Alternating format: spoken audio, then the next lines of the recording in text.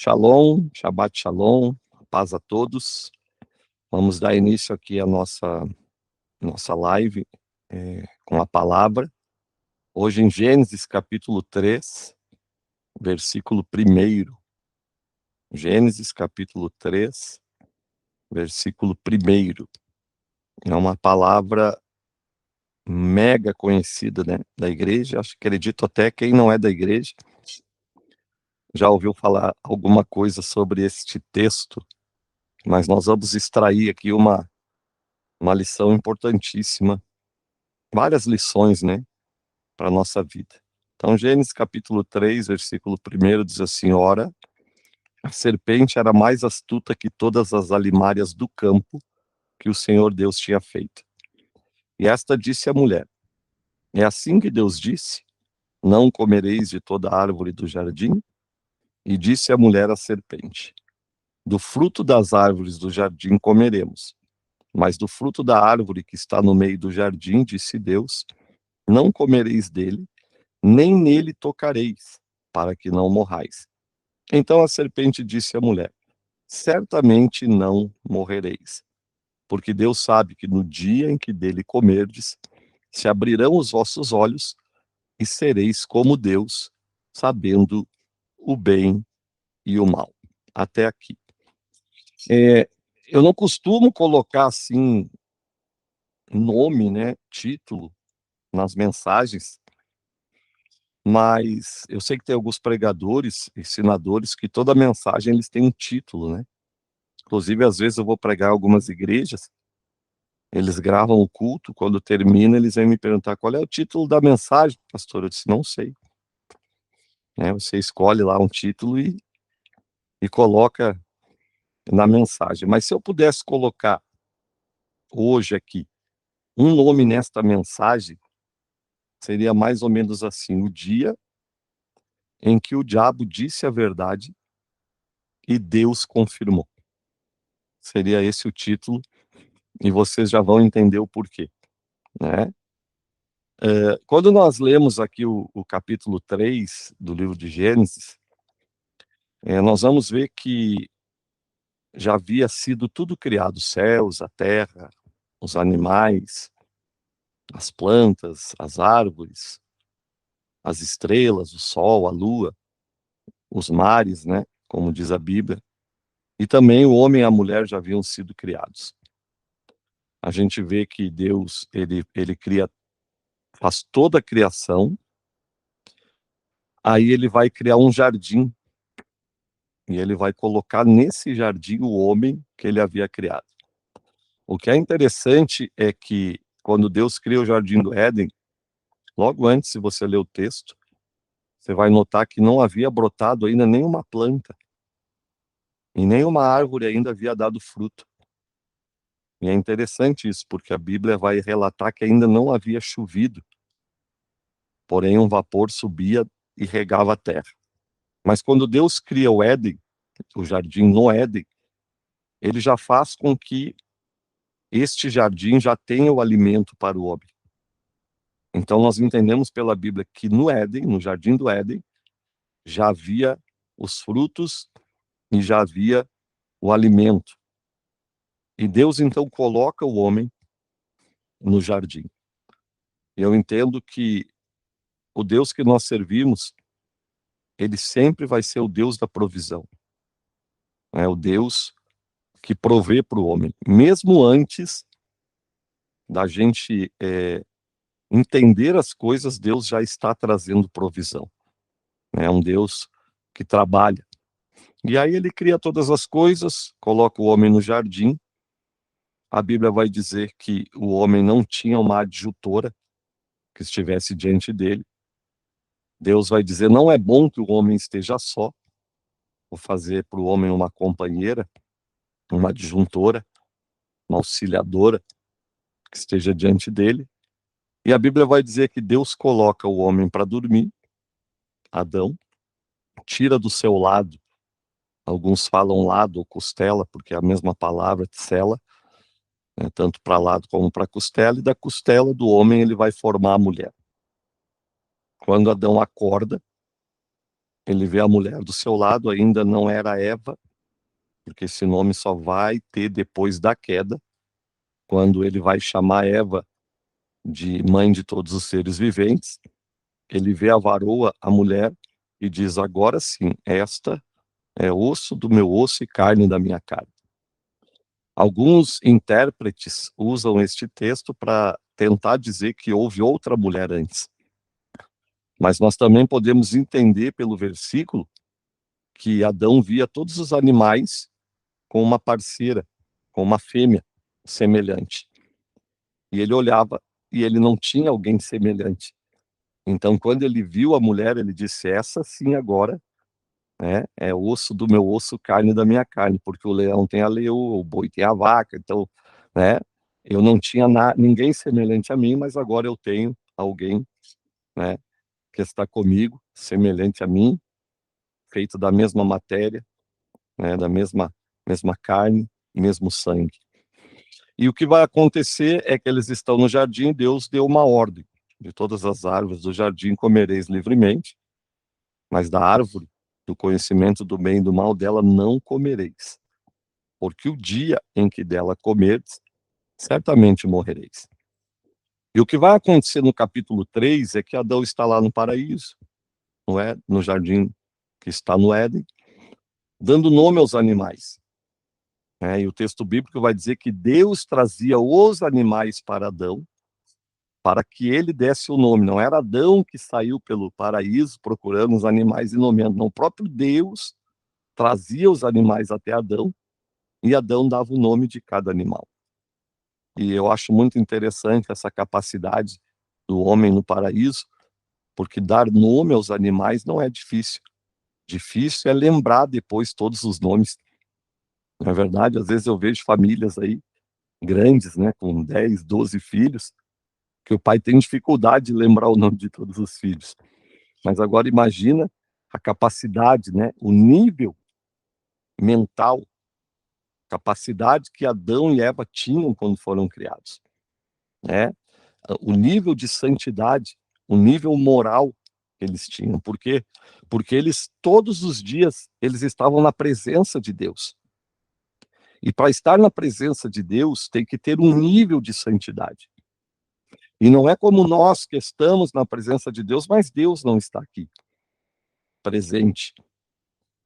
O que nós temos aqui sabemos que Deus está sobre toda a terra, mas não é como no jardim, que a Bíblia vai dizer que todos os dias Deus descia do jardim e falava com Adão na viração do dia. Não é verdade? Então havia um nível de santidade para que ele suportasse essa presença, para que ele recebesse, né? Eles recebiam a visita de Deus no jardim, ouviam os passos de Deus, falavam com Deus. Hoje, para a gente falar com Deus, a gente tem que orar. Adão não, Adão tinha uma reunião com Deus. O nível de santidade, de capacidade moral era elevadíssimo. E agora eles estão ali e vai entrar uma terceira personagem no texto bíblico, que é a serpente. E quando a serpente ela entra, a Bíblia diz que ela é a mais astuta de todas as alimárias que Deus havia criado. E o texto vai introduzir um diálogo entre a mulher e a serpente. Primeira coisa que eu aprendo do capítulo 3 é que eu tenho que tomar cuidado com quem eu falo e quem eu ouço. A gente não pode sair falando com qualquer pessoa e ouvindo qualquer pessoa, porque a Bíblia diz que as más conversações corrompem os bons costumes. Se ela não tivesse entrado nesse diálogo com a serpente, não haveria queda. E muitas vezes, as pessoas dão ouvidos conversas que não deveriam ouvir. Principalmente, nós não devemos ouvir pessoas que estão magoadas, iradas, tristes, brabas. Por quê? Porque estas pessoas, como a serpente, vão tentar inflamar também o nosso coração. Porque geralmente uma pessoa que está magoada com alguém vai querer levar você junto com ela para a mágoa. Foi o que aconteceu. Satanás aqui havia sido precipitado do céu, como diz a Bíblia. E ele não estava bem no relacionamento dele com Deus. Relação cortada. Cortada. Quando ele viu o homem, ele disse: eu também vou acabar com esse relacionamento. Por quê? Porque estava com o coração, estou parafraseando, cheio de mágoa, de ira contra o Criador. E geralmente pessoas que estão assim, quando eles se aproximam da gente, eles vão tentar colocar a gente contra também aquela pessoa que a magoou, que a entristeceu. Eu passo muito isso no gabinete. Às vezes chega um marido magoado e quer que eu fique do lado dele. Chega uma esposa, né, para falar com a minha esposa magoada e quer que ela fique do lado dela. Não quer que seja justiça. Quer que a gente tome partido da tristeza, da mágoa. E se nós acabarmos entrando nesta conversa, nós também vamos decair. Também vamos perder um nível de santidade. Se nós tomarmos partido, se deixarmos aquilo, né? Então a pessoa vem dizer: tu viu o que o fulano falou de ti? Tu viu o que o ciclano está fazendo contra a tua vida? E tentando inflamar a gente. Foi isso que a serpente veio fazer. Veio colocar um questionamento, uma dúvida no coração dela quanto ao Criador, dizendo que aquilo que o Criador estava fazendo com eles era injusto. E se ela não tivesse ouvido, não teria dado continuidade no processo da queda. Então, primeira coisa, vamos cuidar quem a gente ouve. Eu sempre digo, olha, quando a gente encontra alguém muito alterado, muito magoado, eu sempre digo assim, ó, não devemos tomar decisões nesse estado. Deixa baixar a poeira, vai orar, calma o teu coração, para você ter mais clareza na situação que você está vendo. E aqui o que vai acontecer? Primeira coisa, ouviu quem não devia. Segunda coisa, a serpente inicia o diálogo. Olha o que a serpente disse. É assim que Deus disse: não comereis de toda árvore do jardim? Mas não foi isso que Deus disse. Deus não disse isso. Mas ela veio lançar uma dúvida no coração da mulher. É assim que Deus disse: não comereis de toda árvore do jardim. Ou seja, ele torce aqui o que Deus disse, para ver se a pessoa que está escutando, ela tem convicção do que Deus falou. Então tenta trazer a pessoa à dúvida. E olha a resposta da mulher à serpente. E disse a mulher à serpente: do fruto das árvores do jardim comeremos, mas do fruto da árvore que está no meio do jardim, olha o que ela diz: do fruto da árvore que está no meio do jardim, disse Deus: não comereis dele, nem nele tocareis, para que não morrais. Foi isso que Deus disse? Não, não foi isso que Deus disse. Deus não disse para não tocar. Deus disse para não comer. Quando ela fala isso para a serpente percebe que Eva não tem convicção, não tem o conhecimento necessário, não prestou atenção no que Deus falou. E uma das maiores brechas que Satanás encontra na nossa vida é a falta de conhecimento daquilo que Deus fala. Ele sempre vai testar a gente para saber se nós entendemos aquilo que Deus tem nos falado. E quando ele percebe que nós somos um cristão que não tem domínio das Escrituras, conhecimento da palavra, Temos dúvidas acerca daquilo que Deus falou. Não entendemos corretamente o que Deus está falando e a sua vontade. Então ele vê que tem uma brecha, e através desta brecha, ele pode nos derrubar. Quando ele percebeu que Eva não tinha o domínio, o conhecimento correto, ele disse: opa, esta é uma pessoa vulnerável, porque não tem certeza, convicção, conhecimento do que Deus disse. E nessa brecha, então, ele entra. Note você como é interessante. O maior salmo da Bíblia, o Salmo 159, o Salmo 119, todo ele é sobre a palavra. E não é em vão que é a maior porção da Bíblia. Por quê? Porque a palavra de Deus é a instrução, é o que nos guarda, é o que nos guia, é o que nos protege.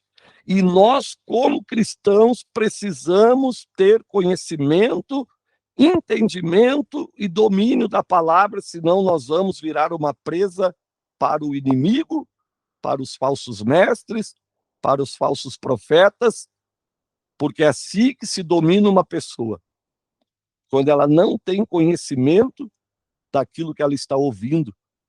Foi assim que Eva foi dominada. Basta ver que o inimigo tentou Eva, e Eva não tinha domínio, mas quando ele foi tentar a Jesus no deserto, ele usou a mesma estratégia. Ele torce a palavra, só que agora ele está falando com alguém que conhece, que tem domínio. E ele não conseguiu enganar a Cristo, porque quando ele trazia a palavra torcida, Jesus vinha e distorcia e dizia para ele a palavra correta. Ele dizia assim: ó, se tu és o filho de Deus, manda que essas pedras se tornem pão. Tu está com fome. Jesus tinha poder para fazer isso? Tinha. Mas Jesus disse: está escrito, nem só de pão viverá o homem, mas de toda a palavra de Deus. Note como é importante ler as Escrituras, entender as Escrituras. Se você não entendeu, procurar alguém que possa lhe esclarecer corretamente acerca daquilo que Deus deixou nas Escrituras. Ele tenta Jesus, mas com Jesus ele não vence. E note você que Jesus não estava no paraíso, Jesus estava no deserto. Então é melhor ter conhecimento da palavra no deserto do que não ter conhecimento vivendo dentro de um paraíso, porque o paraíso não vai sustentar as nossas vidas. O que vai sustentar as nossas vidas, no meio das tentações, das investidas de Satanás, é o conhecimento da palavra de Deus. E o diabo viu, ela não conhece o que Deus falou. Ela não entendeu o que Deus disse. Porque Deus disse assim: não comam. Deus não disse não toquem. Se Deus não falou que não podia tocar, se Deus falou, não falou nada, pode tocar, não pode comer. Pode olhar, mas não pode comer. A ordem era: não come, porque o dia que comer, vai morrer. Então, quando o inimigo viu que não tinha domínio daquilo que Deus havia dito, ele vai continuar o diálogo. E aí, olha o que ele vai dizer. Então a serpente disse: certamente não morrereis. Olha o que diz a serpente: certamente não morrereis. Porque Deus sabe que no dia em que dela comerdes, se abrirão os vossos olhos e sereis como Deus. Três coisas ele fala aqui: não morrereis, abrirão os vossos olhos e sereis como Deus. Faço uma pergunta: quando Eva come o fruto, ela morre? Não. Quando ela come o fruto e Adão come o fruto, se abriram os seus olhos? Sim, porque viram que estavam nus. O abrir os olhos não é esses olhos que nós temos aqui. A Bíblia está falando do entendimento, da visão, porque eles já estavam nus, mas eles não tinham o entendimento, a visão, o conhecimento do que era aquilo. E quando eles comem do fruto, os olhos deles se abrem para o entendimento e eles dizem, mas estamos nus, vamos fazer folhas de figueira para cobrir a nossa... Mas eles já estavam nus antes. Não é os olhos que abriram, eles não estavam com os olhos fechados e nem cegos. Foi o entendimento, a visão, o conhecimento. Terceira coisa, eles se tornaram como Deus? Sim. E eu provo para você. Mesmo capítulo, leia o versículo de número 32, o que está dizendo aqui. Versículo 22, perdão. No mesmo capítulo, versículo 22. Então disse o Senhor Deus, eis que o homem é como um de nós, sabendo o bem e o mal. Se tornaram como Deus? Sim. Deus falou isso. Eis que o homem é como um de nós. E o diabo disse, Deus não quer que vocês comam, porque abrirão os seus olhos e vocês serão como Deus. E Deus confirma no 22. A diferença aqui é que o que Deus está falando é que a partir daquele momento, eles teriam o conhecimento do bem e do mal. Tiveram esse conhecimento. Só que o que acontece? E por que que nós chamamos de queda? Porque eles tropeçaram e caíram? Porque feriram os joelhos? Se prostraram? Não. A queda que nós falamos não é um tombo. A queda que nós falamos é de alguém que está num nível e cai de nível. Desceram um nível. Quando nós falamos que alguém é elevado, é alguém que está num nível abaixo e ele sobe. Ele é elevado. Mas eles estavam num nível altíssimo e caíram de nível. Nós temos o conhecimento do bem e do mal, temos. O problema é que no momento da queda, a santidade que eles tinham, a comunhão que eles tinham, a capacidade emocional, espiritual, mental, não estava contaminada pelo pecado.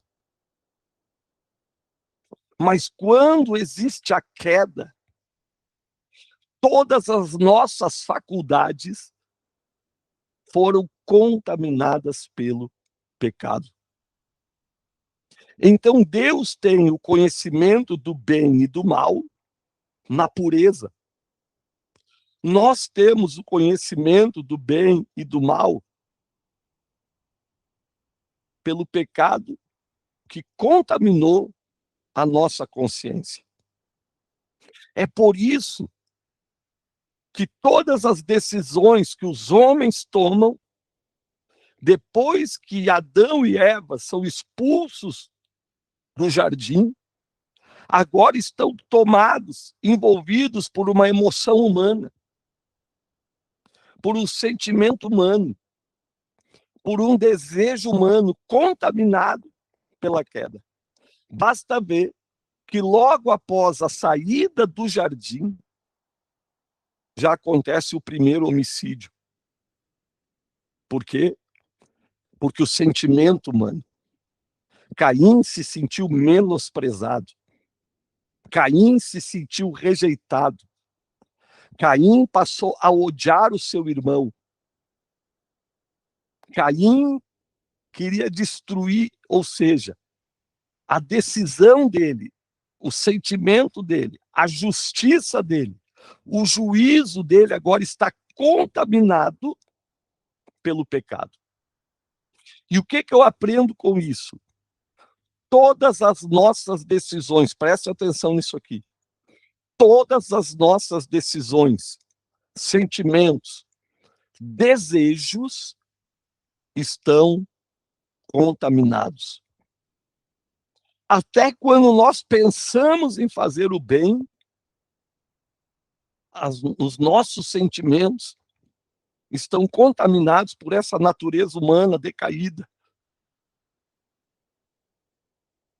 Você já vai entender. Depois da queda, todas as decisões, todos os homens, com esta queda, tiveram uma dificuldade em julgar as coisas corretamente, decidir corretamente, fazer a vontade de Deus, obedecer a Deus.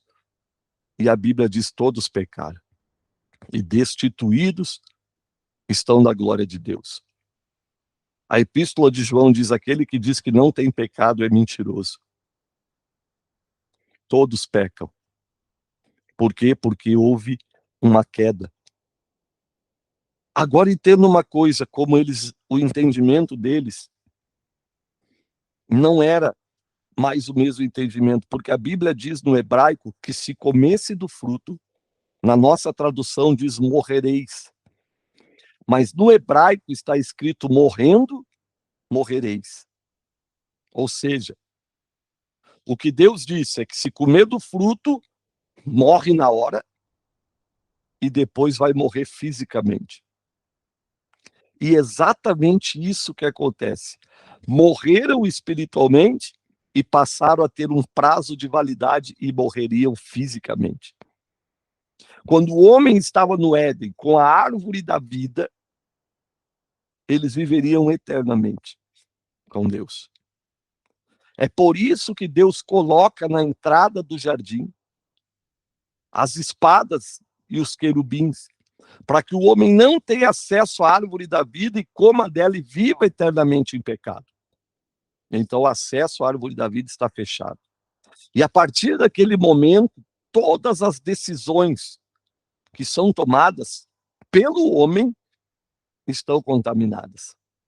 E aí Deus começa a olhar para o ser humano e já tem um plano para mudar a história. É por isso que Deus leva o homem até o Monte Sinai. E no Monte Sinai, Deus chama Moisés, manda construir o tabernáculo, escreve as suas leis e diz para Moisés: se o homem decidir, ele vai fazer um bezerro de ouro. Mas se o homem deixar eu decidir, obedecer às minhas leis, obedecer à minha voz, eles comerão o melhor da terra. Vocês estão entendendo o que Deus faz? Deus está dizendo: vocês, se decidirem sozinhos, vai dar errado. Mas se vocês obedecerem os meus estatutos, ouvirem a minha voz, obedecerem a minha palavra, vocês terão vida. Olha o que vai acontecer. O homem faz isso? Não. Os homens, mesmo com a presença de Deus, descendo no tabernáculo, com as tábuas dos mandamentos, com as leis que Deus dá, porque Deus está dizendo: vocês não têm condições de, pelo julgamento de vocês, fazer a coisa certa, mas se vocês obedecerem os meus estatutos, as coisas darão certo. O homem não faz isso. Deus levanta os sacerdotes, somos sacerdotes. Deus levanta, Moisés. E quando Deus levanta Moisés, só para você ver como já está contaminado as decisões do ser humano, é que quando Deus levanta Moisés, os primeiros que se levantam contra Moisés é Arão e Miriam, os seus irmãos. E diz assim: porventura, Deus só fala com Moisés? Não somos nós também? Vocês estão entendendo como que o sentimento do ser humano, os pensamentos, do ser humano, o julgamento de cada um de nós foi modificado pela queda. O ser humano, por si próprio, ele tem desejo de vingança. Ele não consegue se sentir inferior, ele sempre tem que ser superior aos outros, melhor que os outros. Aí vem Paulo e diz assim: considerem os outros superior a vocês. Mas nós não conseguimos fazer isso, porque isso está em nós. Nós descemos o nível. Os nossos julgamentos, decisões, sentimentos estão contaminados. O ser humano, por si próprio, não tem essa capacidade. Aí Deus percebe, levanta os juízes. Aí o povo diz assim: nós não queremos isso. Todos os povos têm um rei, nós queremos um rei. Aí Samuel vai lá e diz: Deus, estão me rejeitando. Deus diz: não, não estão rejeitando você, Samuel, estão rejeitando a mim. Estão dizendo para mim, que sou o rei deles, que eles não querem que eu seja rei sobre eles, eles querem um homem governando sobre eles. Porque o desejo deles é ser como os outros povos da terra. Rejeitam Deus. Deus dá os reis. Deus manda os profetas.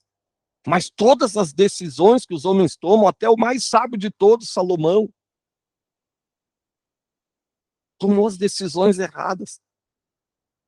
Porque Davi disse para ele, Deus disse para ele: obedece os meus mandamentos, eu confirmo o trono da casa de teu pai.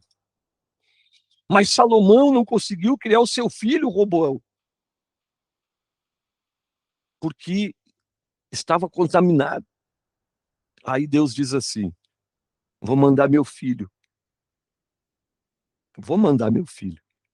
E aí ele manda Jesus.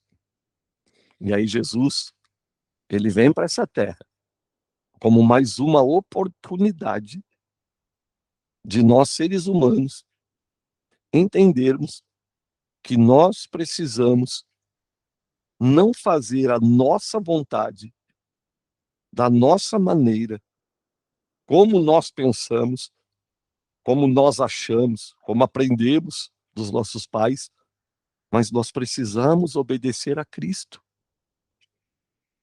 E já começa o ministério dele em Caná da Galileia, com Maria dizendo assim: façam tudo o que ele vos disser. Porque se vocês fizerem o que ele falar, vai dar certo. Mas se vocês fizerem o que vocês quiserem, vai dar errado. Porque se eu tivesse na festa em Caná, talvez você, e alguém dissesse: acabou o vinho, o que que nós faríamos? Vamos comprar vinho, vamos sair correndo aí para comprar o vinho. E não perceberíamos que perderíamos a oportunidade de ver o milagre de Cristo no casamento. E todas as vezes que nós não ouvimos a voz de Deus e saímos correndo, fazendo aquilo que nós pensamos, nós colocamos Jesus fora da equação e perdemos a oportunidade de presenciar o milagre que ele faria se nós, com os nossos sentimentos de desespero, de pavor, não saíssemos correndo, tentando fazer tudo do nosso jeito. Mas Maria disse: façam tudo o que ele disser. Porque se nós fizermos tudo o que ele disser e não o que nós queremos, vai dar certo. E aí Jesus vem falando, ensinando, dando seus estatutos. E o padrão de Cristo é muito alto. E ele disse: olha, eu vou deixar para vocês aqui um novo mandamento.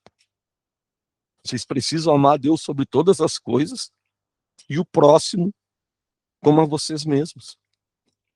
Deixou o sermão da montanha, deixou sermões, parábolas, sermões escatológicos. Ele escreve João 15 e diz: sem mim nada podereis fazer. Ou seja, Jesus está dizendo: não façam a vossa vontade. E quando ele está com os discípulos, e os discípulos, preocupados, diz assim: nos ensine a orar, Jesus. Ele diz: Pai nosso que está no céu, santificado seja o teu nome. Venha a nós o teu reino. e seja feita a tua vontade e não a nossa. O que Jesus está dizendo é que a nossa vontade, os nossos desejos, nossas decisões estão contaminadas, que nós não podemos agir, que nós não podemos decidir por conta própria. E Deus, Jesus nos deixou duas coisas importantíssimas, e o mundo lá fora não tem, mas nós temos. Ele deixou o Espírito Santo e deixou a sua palavra. Então o que Jesus espera? Que antes que nós venhamos a decidir as coisas, porque o nosso julgamento não é o melhor, porque nós vemos somente o que está diante dos nossos olhos. Ele espera que a gente dobre o joelho e ore. Ele espera que antes de nós fazermos qualquer coisa, a gente abra as escrituras e consulte. O que eu devo fazer? Eu devo perdoar? Ah, então vou perdoar, mas eu não quero perdoar.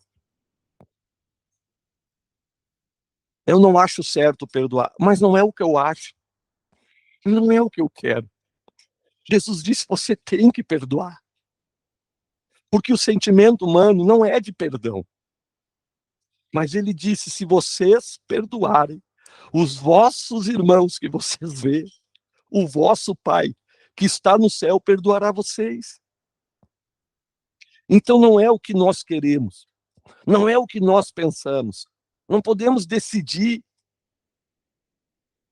sem consultar as Escrituras. Olha o que Jesus diz, o meu povo se perde por falta de conhecimento e do poder de Deus. Então o que Deus espera é que nós, nesta live, venhamos nos conscientizar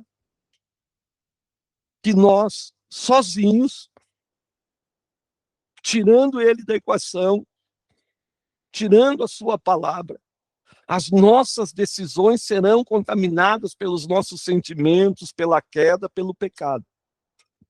Mas se nós abrirmos as Escrituras, consultarmos a Deus, ouvirmos a sua voz e obedecermos, então nós vamos fazer a coisa certa. Então o intuito dessa live é fazer todos nós nos conscientizarmos que às vezes até o bem que a gente quer fazer sem a direção de Deus pode causar o mal. Sabia disso? Porque nós chegamos com o sentimento humano, com esse, Paulo dizia, é uma guerra. A minha carne quer fazer uma coisa, o meu espírito quer fazer outra coisa. E eu vivo nessa luta, por quê? Porque Paulo sabia que ele na sua carne estava contaminado e ele queria fazer a vontade de Deus. A ponto dele dizer assim, eu só faço a vontade de Deus se eu morrer. E essa morte não era física, ele dizia, eu preciso estar crucificado com Cristo, para que não mais viva eu, mas Cristo vive em mim. Ele dizia, eu só vou vencer se eu fizer a vontade dele. Se eu conhecer a vontade dele. E para isso, nós não podemos ser como Eva, que não entendeu o que Deus disse, nós precisamos conhecer e prosseguir em conhecer. Nós precisamos todos os dias crescer na graça e no conhecimento. Saber o que o jogador de futebol está fazendo, o que a artista da novela está fazendo, o que a revista de fofoca está falando, não vai mudar a nossa história. Há uma frase do livro Caçadores de Deus, que o autor diz assim, eu não quero saber onde Deus esteve, eu quero saber onde Deus está agora. Eu quero saber o que Deus quer para mim hoje. Eu não posso ficar alimentando essa carne. porque estas coisas vão impedir de eu conhecer a vontade de Deus.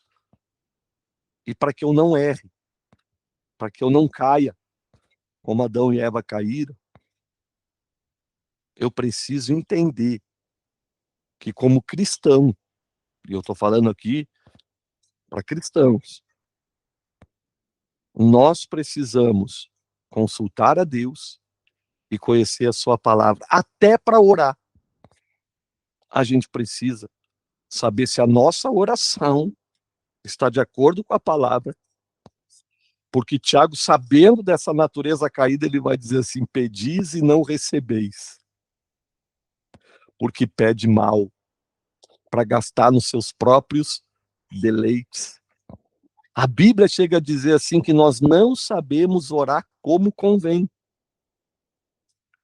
mas o Espírito Santo intercede por nós, com gemidos inexprimíveis, levando até a presença de Deus as nossas necessidades, porque se dependesse só de nós e não fosse o Espírito, nem a nossa oração nós saberíamos fazer. Então que nessa noite você entenda por esta palavra, não decida sem ouvir Deus falar. Não decida sem estar de acordo com a palavra, com as escrituras. Estas são as sagradas letras, as sábias letras, sagradas letras que nos tornam sábios e nos levam para a vida eterna. Então, antes de nós fazer qualquer coisa, vamos lá para o manual. O que Jesus disse a respeito disso? Ah, mas eu não estou com vontade de fazer, mas se Jesus mandou, faz que vai dar certo. Faz que vai dar resultado. Mas se ele disse não faz, não faz, porque vai dar errado. Então nós precisamos aprofundar um pouco mais nossa vida de oração, meditar nas escrituras, procurar pessoas isentas, né? A gente está aqui numa live que não é denominacional. Nós não estamos aqui falando de doutrinas de igrejas. Nós estamos aqui todas as vezes que nos reunimos para nos aproximar de Deus através de Cristo, para saber como que Cristo faria, como ele agiria, como ele falaria, como ele faria, porque nós temos que pensar como ele, amar como ele, viver como ele. E a boa notícia é que isso vai fazendo parte da maturidade espiritual. Essa live aqui está fazendo você crescer. Se você parar um pouquinho hoje, fechar os teus olhos e voltar um pouco no passado, não estou falando de regressão, mas você lembrar quando você conheceu a Cristo, quanta coisa você já aprendeu, quanta coisa você já não faz mais errada, né? Quantas situações você já entendeu que você não deveria participar, falar, dar opinião, fazer negócio, né? Então isso é sinal de que você está dando um passo a cada dia, está crescendo. E essa live de hoje é mais um passo que você está dando. É claro que ninguém vai sair daqui, né? 100%, agora tudo que eu for fazer, eu vou ouvir a voz de Deus, não. Mas quando você tiver algumas coisas importantes para você decidir, né? Eu não sei se tem alguém desse tempo, eu sou de um tempo que quando a pessoa ia vender o carro, ela chamava o pastor e dizia: vamos fazer uma campanha de oração, pastor, eu estou pensando em vender meu carro, quero saber se é de Deus. A gente orava, vou vender a casa, vou comprar uma casa, né? Meu filho quer casar, a gente tudo ia para oração, e a gente não deve orar, né, até Deus nos ouvir, a gente deve orar até a gente ouvir Deus.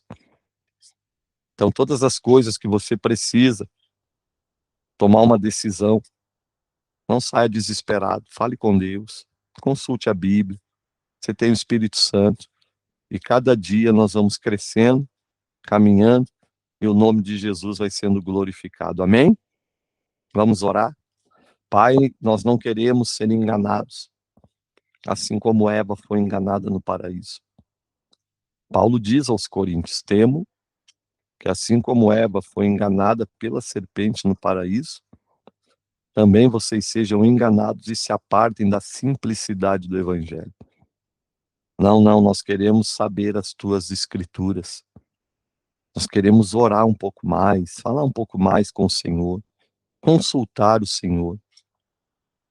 Não sair decidindo, fazendo coisas da nossa cabeça em momentos em que estamos desestabilizados emocionalmente, desesperados, não. Queremos orar. Como Davi consultou o Senhor, saio contra os filisteus. O Senhor disse, sai. Depois Davi disse, sai contra os filisteus. Não, espera. É isso que nós queremos, Deus. Esses momentos de decisão, de coisas que nós precisamos resolver, lidar no dia a dia. Queremos saber a tua vontade. Queremos conhecer o que as tuas escrituras nos instruem, nos dirigem, para que a gente não seja alguém que decide contaminado pelas nossas emoções, mas que venhamos julgar segundo a reta justiça, que é a tua palavra, e a tua vontade está na tua palavra. Por isso eu te peço perdão dos nossos pecados, fortalece os teus filhos, ajuda-nos, nos dá a tua graça, continua nos dirigindo, meu Deus, e que esta palavra fique viva em nossos corações. É o que eu te peço e te agradeço em nome do teu Filho Jesus Cristo. Amém.